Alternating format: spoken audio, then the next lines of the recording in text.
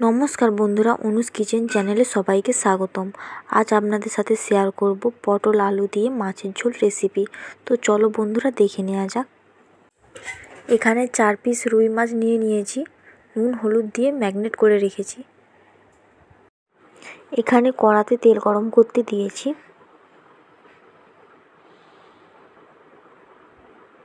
তেল গরম হয়ে গেছে, এরপর মাছের পিসগুলো তেলে দিয়ে দিলাম।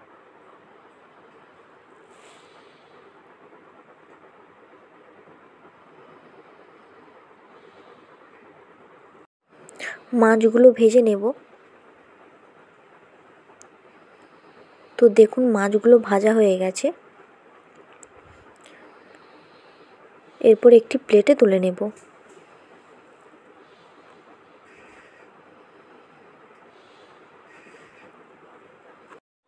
এখানে পটল আলুগুলোকে কেটে নিয়ে ভালোভাবে ধুয়ে নিয়েছি। এখানে কড়াতে তেল গরম করতে দিয়েছিলাম। তো তেল গরম হয়ে গেছে, কেটে রাখা পটলের পিসগুলো তেলে দিয়ে দেব।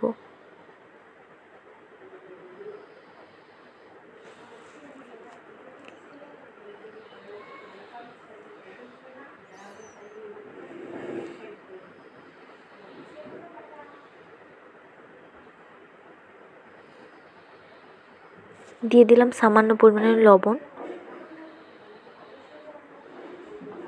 পটলগুলোকে ভালোভাবে ভেজে নেব। তো এখানে পটলগুলো ভাজা হয়ে গেছে, এরপর পটলগুলো তুলে নেব।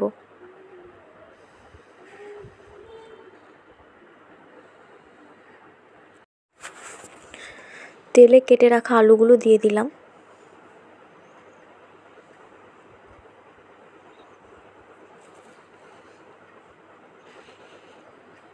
দিয়ে দিলাম 1 চামচ হলুদ গুঁড়ো আর 1 চামচ নুন। আলুগুলো ভালোভাবে ভেজে নেব। আলুগুলো ভালোভাবে ভাজা হয়ে গেছে, এরপর একটি পাত্রে তুলে নেব। কড়াতে কিছুটা পরিমাণে তেল গরম করতে দিয়েছিলাম। দিয়ে দিলাম একটা তেজপাতা আর একটি শুকনো লঙ্কা।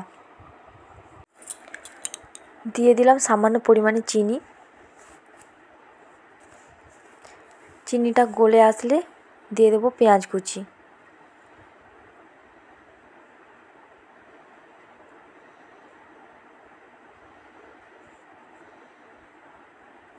পেঁয়াজ কুচিগুলো ভেজে নেব। পেঁয়াজগুলো ভাজা হয়ে গেছে,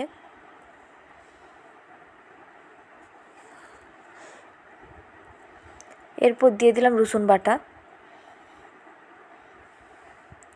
রসুনটাকে ভালো করে ভেজে নেব যাতে রসুনের কাঁচা গন্ধটা বেরিয়ে আসে।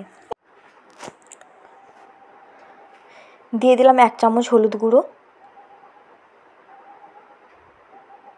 দিলাম হাফ চামচ লঙ্কা গুঁড়ো ও 1 চামচ জিরে গুঁড়ো। এরপর মশলাগুলো ভালো করে ভেজে নেব।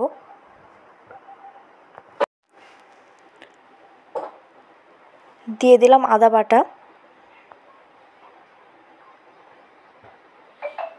আদাটাকে ভেজে নেব।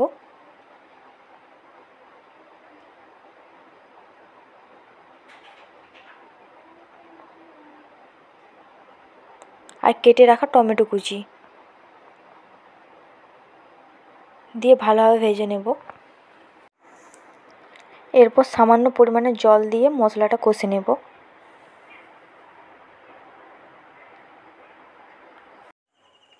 মশলা কষা হয়ে গেছে, এরপর ভেজে রাখা আলু পটলগুলো মশলার সাথে ভালোভাবে মিক্সড করে নেব। আরও কিছুটা পরিমাণে জল দিয়ে আলু পটলগুলোকে সেদ্ধ করে নেব।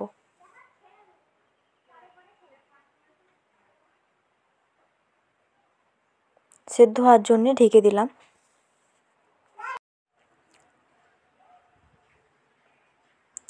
দেখুন আলুগুলো ভালোভাবে সেদ্ধ হয়ে গেছে।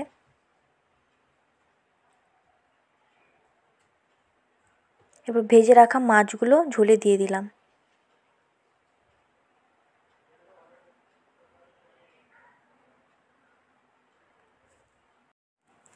তো তৈরি হয়ে গেল পটল আলু দিয়ে মাছের ঝোল রেসিপি।